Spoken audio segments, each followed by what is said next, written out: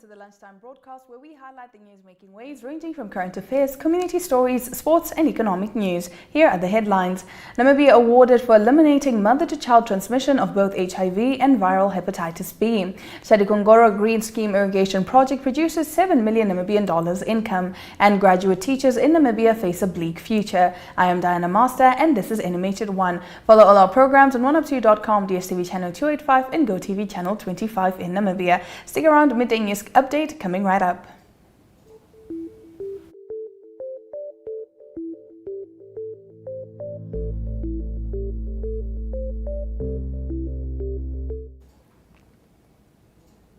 In our midday news update, Namibia has become the first country in Africa and the first high-burden country in the world to reach a key milestone in eliminating mother-to-child transmission of both HIV and hepatitis B, the World Health Organization announced on Monday. WHO has awarded Namibia silver tier status for progress on reducing hepatitis B and bronze tier for progress on HIV in line with its triple elimination initiative to protect the health of mothers and children that also includes ending syphilis infections. The UN agency certifies a country with silver tier status when 50% or more of all newborns are given the hepatitis B vaccine.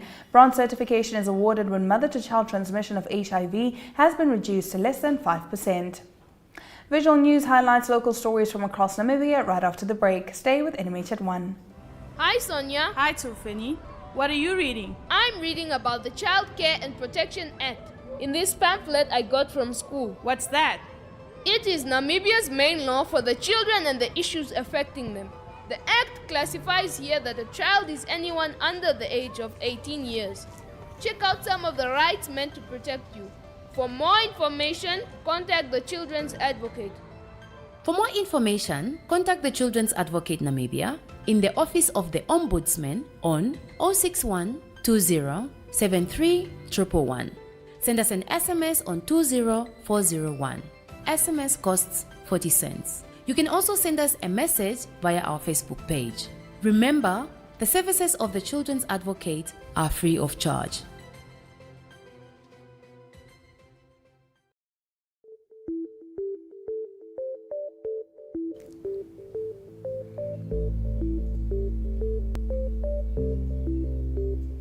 Getting into today's visual news clips, the Shadikongoro Green Scheme Irrigation Project has an income of 7 million Namibian dollars during the past cropping season. This was announced by Ndiakupi Ngituamata, Executive Director in the Ministry of Agriculture, Water and Land Reform, during her visit at the Kavango East-based Green Scheme on Monday. Ngituamata is on a brief visit to the Shadikongoro Green Scheme Irrigation Project with her top management, the Deputy Executive Directors such as Dr. Elijah Ngurare, Dr. Albertina Shilongo, Petrus Nangolo and Masaj Mulunga, as well as Head of Partnerships and Communications from the United Nations World Food Programme, Sam Mandela. Let's have a look.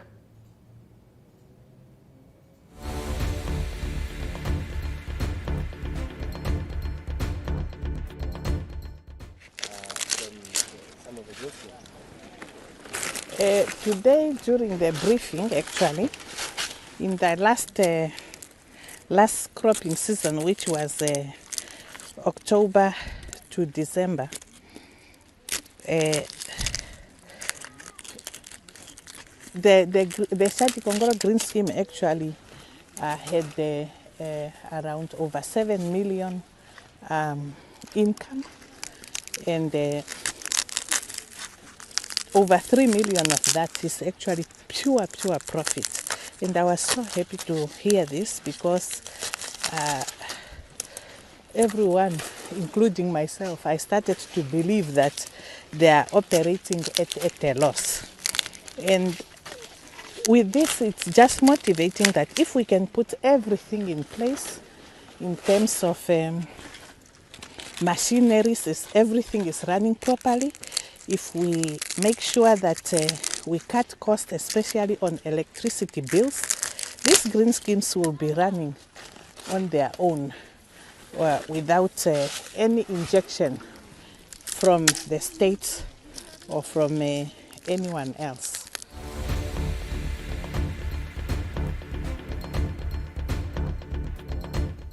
Stay with us. The newspaper review segment takes us into our top stories in Namibia's daily newspapers right after this break.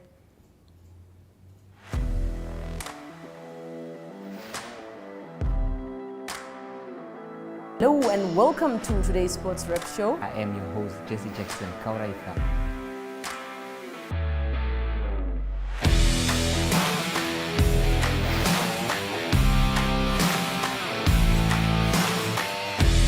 In replay, Namibia, who had won the toss for the first time on this tour. Good day everyone, time for international sports news, starting off with tennis news, both on the WTA for women's and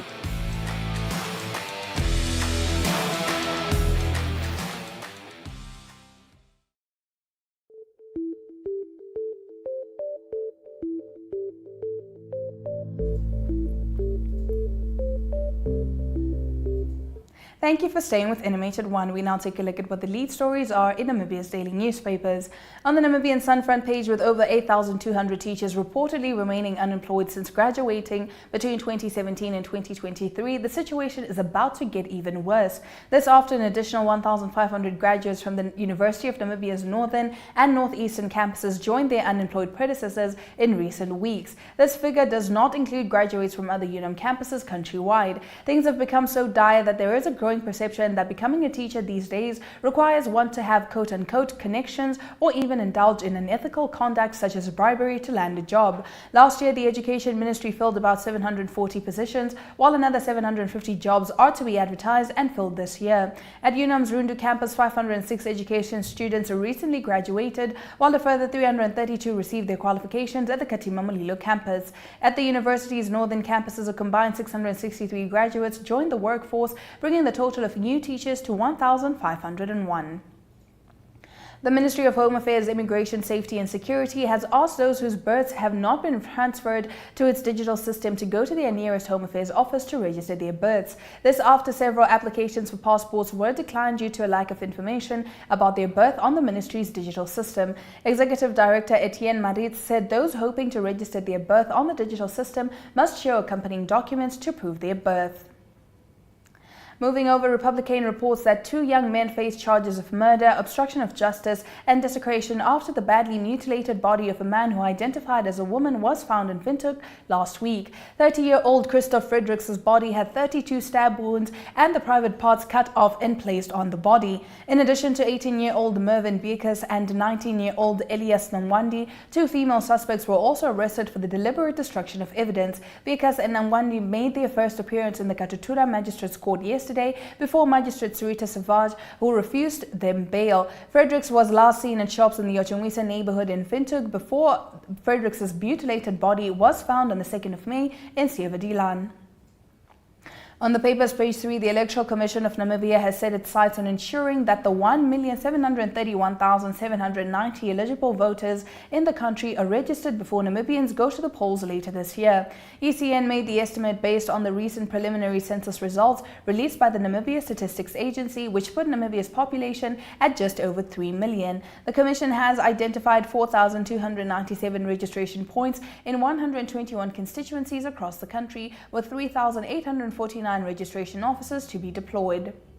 Moving over to the front page of the Allgemeine Zeitung, the gas and oil industry remains focused on the extraction of fossil fuels in Africa, and some critics see a shift of responsibility to the African continent as the West and other major consumers try to reduce their own ecological footprint. Namibia is increasingly swimming in these shark tanks. According to the paper's page 3, employees are deeply dissatisfied with the diamond company in the south of the country due to failure to pay its workers on time. SDM's acting managing director Abraham Grobler confirmed the late salary payments, explaining that there was an unforeseen delay in international money transfer in April. That brings us to the end of the first half of our newspaper review segment. We get into the second half right after this. Neopaints has established a 67-year Namibian legacy, creating personalized paint solutions that blend quality and innovation for the Namibian people.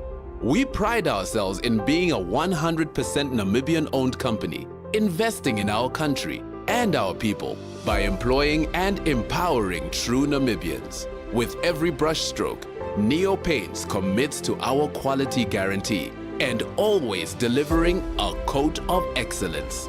At Neopaints, we always stay true to our country. We are as Namibian as you.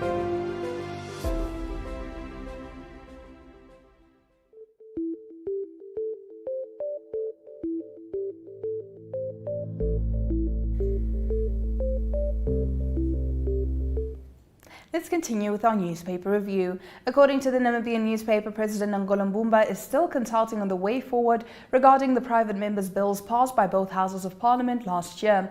In July last year, the National Assembly swiftly passed the private members' bills comprising the Marriage Amendment Bill and the Definition of Spouse Bill, with minimal amendments garnering overwhelming support from both sides of the aisle. According to the paper's page 3, presidential candidate Ali Angula says she will pay every Namibian aged between 18 and 59 a monthly allowance of 1,750 Namibian dollars if elected as head of state in the forthcoming November national elections, a plan which would cost more than 2.6 billion Namibian dollars each month or 32 billion Namibian dollars annually. Experts reacting to Angula's manifesto launched on Tuesday last week, in which he laid out these plans, say Angula's vision is possible if there is a political will. Moving over to the front page of the New Era, a week after SWAPO members gave the party an ultimatum to hold an extraordinary Congress on or before the 4th of May, the trio is now proceeding with the matter to the High Court after their request was not entertained. Speaking to New Era, party loyalist Reynold Chipukineni said they will instruct their lawyer to file an application for the matter to be heard in court. He believes the party's constitution has been violated. The party had time to hold an extraordinary Congress as prescribed by the party constitution, but the leadership failed to comply with the constitutional requirement to convene an extraordinary Congress within 3 months from the date the presidential position became vacant, Chipukineni said. The SWAPO presidency became vacant following the death of President Hage Geingob on the 4th of February 2024. Now, according to the paper's page 3, the plight of healthcare workers ranging from long working hours to burnout and the dilapidated state of some health facilities has left government officials with sleepless nights. The situation, Prime Minister Shadikongoro Madila said, also comprises the provision of quality, affordable services. As such, the PM said ensuring the healthcare workers are taken care of cannot be overemphasized.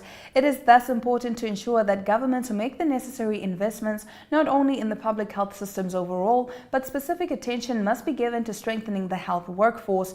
Without a well-resourced health workforce, there can be no effective and high-quality healthcare services, Kukungelo Amadila said. The PM was addressing the opening ceremony of the inaugural World Health Organization Africa Health Workforce Investment Forum in the capital yesterday.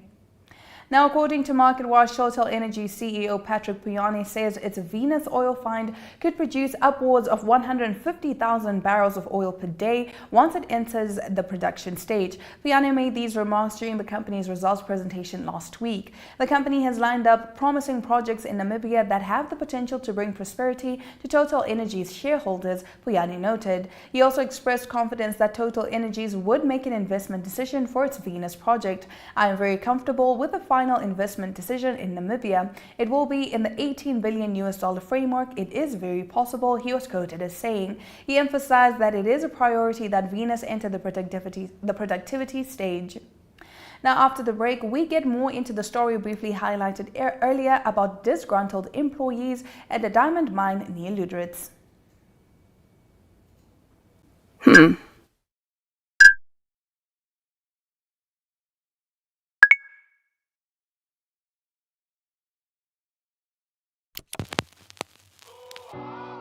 E-Ticket, your online ticket solution for events and event marketing, bringing you ease of mind and making sure that your event gets out there.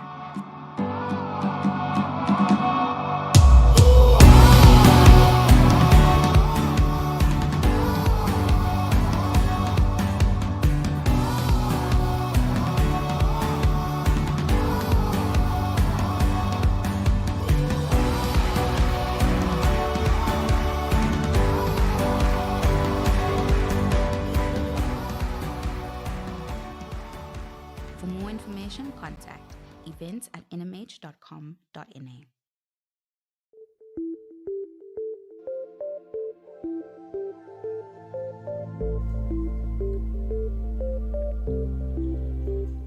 In economic news this afternoon, disgruntled employees of Shadikongoro diamond mining near Luderitz have expressed their dissatisfaction over delayed salary payments. SDM's acting CEO Abraham Grobler said the company experienced an unforeseen delay in an international fund transfer during the month of April, which led to a delay in salary payments.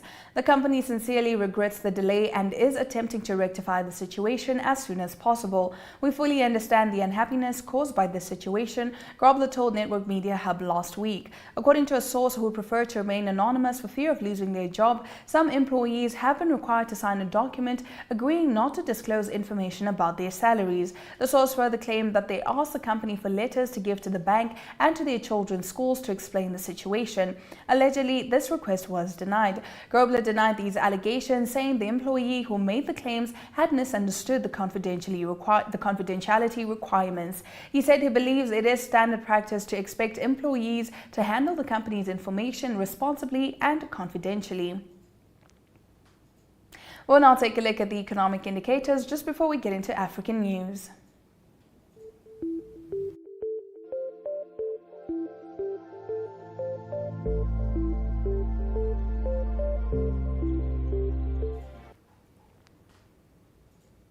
The Namibian dollar trades at 23.08 to the British pound, 19.85 against the euro, 18.47 to the US dollar, and 2 Namibian dollars and 56 cents by 1 Chinese yuan.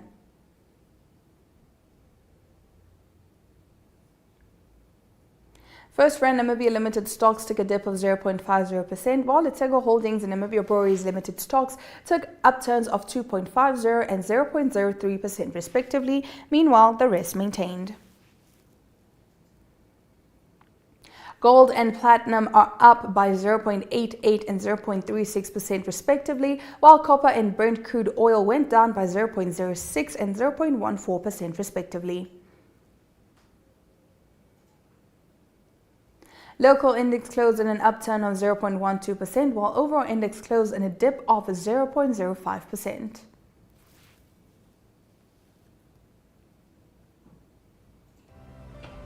Hi, Kambaripa. Hi, Melissa. You look upset. Is everything okay? A healthcare worker refused to attend to me because I visited the healthcare facility without a guardian. Healthcare workers are not allowed to do that. This sounds like a job for your shield of survival. Huh? Your rights, they're your superpowers. Your shield of survival is your right to life, health, nutrition, shelter, and an adequate standard of living. For more information, contact the Children's Advocate Namibia in the Office of the Ombudsman on 061 20 73 111. Send us an SMS on 20401. SMS costs 40 cents. You can also send us a message via our Facebook page. Remember, the services of the Children's Advocate are free of charge.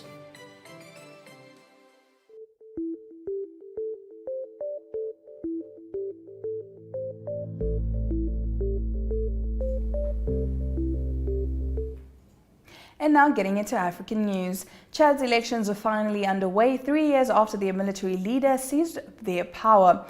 Stick around, we'll be right back after this. Welcome to What's Cooking, where culinary passion meets expert insights. Somebody must really want to cook and want to cook good food. Immerse yourself in the bustling world of professional kitchens as top chefs create mouthwatering dishes. Join us for in-depth interviews as our host explores the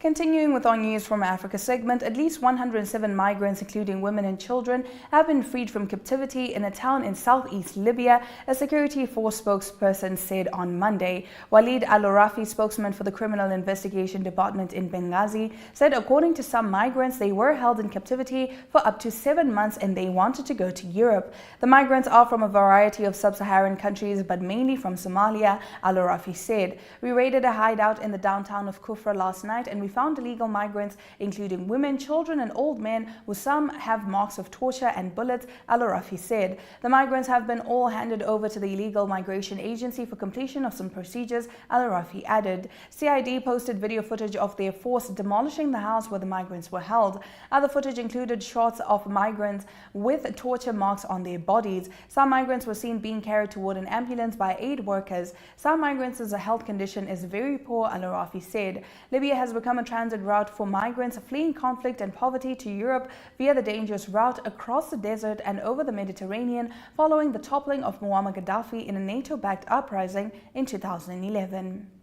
Now, Kenyan President William Ruto has promised emergency financial assistance to every household affected in and displaced by floods in Nairobi. Speaking during a visit to the affected areas in the capital's defense informal settlements, Ruto pledged to give each family 10,000 shillings, which is the equivalent of $75 and vowed to rebuild all schools destroyed by floods. Ruto postponed the planned reopening of schools this week until further notice, as heavy rains and floods that have killed more than 200 people continue.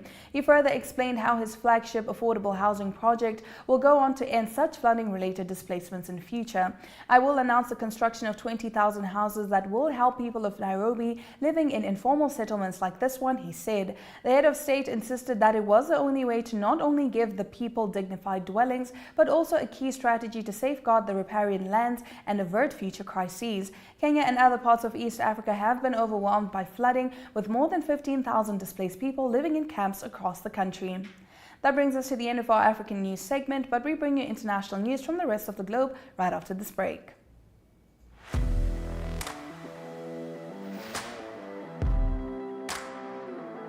Hello and welcome to today's Sports Rep Show. I am your host, Jesse Jackson Kauraifa.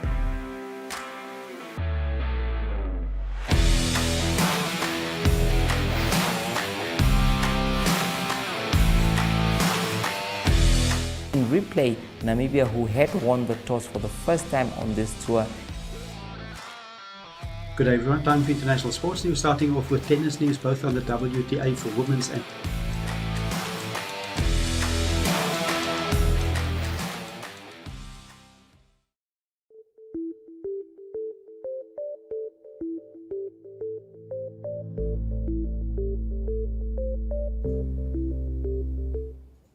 And now for your international news. Boeing's first crewed space flight was postponed just 2 hours before launch for a safety check, NASA officials say. Astronauts Butch Wilmore and Suni Williams were already in position inside the Starliner when the decision to halt was made because of a potential issue with an oxygen relief valve. The spacecraft had been expected to blast off from Cape Canaveral in Florida and make its way to the International Space Station. The soonest a new launch attempt may be made is on Friday, Boeing said in a post on social media. The mission has already been delayed for several years because of setbacks in the spacecraft's development.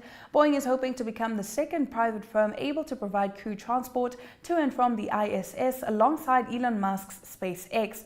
Musk's company was the first to achieve this in 2020 with its Dragon capsule in a flight that ended close to a decade of US reliance on Russian space rockets. The Starliner's first uncrewed test flight was originally scheduled to take place in 2015 but ended up being delayed until 2019. A U.S. Army soldier stationed in South Korea has been detained in Russia, the U.S. military says. The Russian Ministry of Foreign Affairs said the charges were not related to politics or espionage, but to a purely domestic crime. Staff Sergeant Gordon Black is accused of stealing from a woman, reports the BBC's US partner CBS. He was not on official travel when he was held on the 2nd of May in the city of Vladivostok in Russia's Far East. According to Russian media, Sergeant Black was visiting a woman with whom he had a romantic relationship with. National Security Council spokesman John Kirby told reporters the US is aware of this case and other matters related to Russia. At the White House briefing on Monday, Mr. Kirby said he could not provide more details. That brings us to the end of our international news segment, but stick around for local sports coming up right after this break. Hi, Company Pa. Hi, Melissa. You look upset. Is everything okay? A healthcare worker refused to attend to me because I visited the healthcare facility without a guardian. Healthcare workers are not allowed to do that. This sounds like a job for your shield of survival. Huh? Your rights, they're your superpowers. Your shield of survival is your right to life, health, nutrition, shelter, and an adequate standard of living. For more information, contact the Children's Advocate Namibia in the Office of the Ombudsman on 061 20 73 111. Send us an SMS on 20401. SMS costs 40 cents. You can also send us a message via our Facebook page. Remember, the services of the Children's Advocate are free of charge.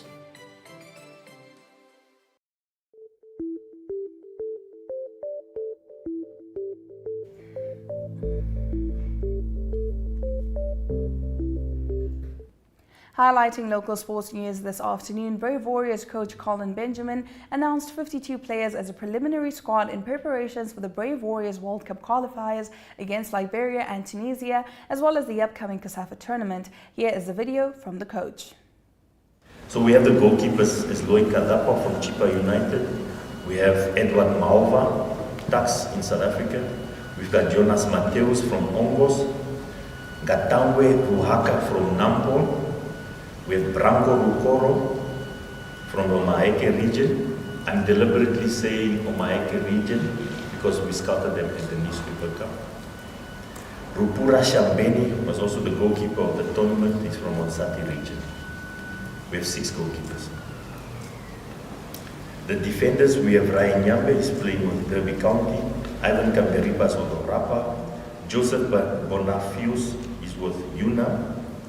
Gerson Paulus is with Julinho, Charles Ambiras with African Stars, Tuli Nasihwas with Tigers, Aaron Abubakir is with Blue Waters, Erasmus Ikenge is with Nampo, Ananias Gebhardt with Baroka, Rian Hanamuk is with Amazulu, Tonateni Haindongo is with Okahanja, Edmund Kamanda African Stars, Rehabi Mbango with Nampo, Ruben Chihumu with Julinho. Then we have 2 young players with Marek Mangundu Kapuro from the Kavango East region. We have Namaya Bona Matengu from the Zambezi region. These 2 boys, actually really looking forward to them because they've got a good body, they've got good structure, and they seem very hungry. I love that. Somebody's hungry.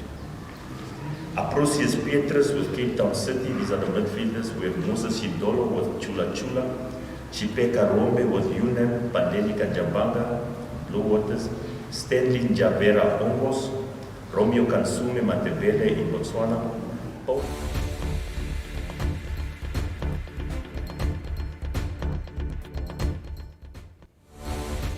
You can catch the full video on our social media platforms. Now it is crunch time for the Southern Stream First Division title contenders, with only one of 12 teams coming in for contention for promotion to the Dibmarine Namibia Premier Football League season as the season draws to a close. Namibian Correctional Service NCS will cross on 19 May at Mundesa Stadium in what promises to be a mouth-watering affair and a possible title decider. And closing off our sports stories, Windhoek Gymnasium's rugby team, the King Prize Lions, embarked on an unforgettable journey to the Japanese city of Fukuoka for the prestigious Sanex World Youth Rugby Tournament, where they concluded 3 pool matches in the last week, as well as 2 playoffs that resulted in their 13th placing out of the 16 teams. If you're just joining us, this is NMH at 1, and we'll get into the highlights from today's broadcast on the other side of this.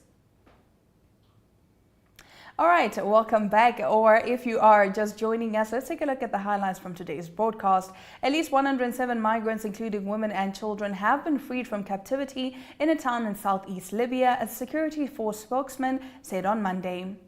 In international news, Boeing's first crewed space flight was postponed just 2 hours before launch for a safety check, NASA officials say. And in local sports, Brave Warriors coach Colin Benjamin announced 52 players as a preliminary squad in preparations for the Brave Warriors World Cup qualifiers against Liberia and Tunisia, as well as the upcoming COSAFA tournament. Do remember, NMH at 1 streams live every weekday at 1 p.m, sharing the latest news in Namibia and beyond. From all of us in studio, happy Tuesday.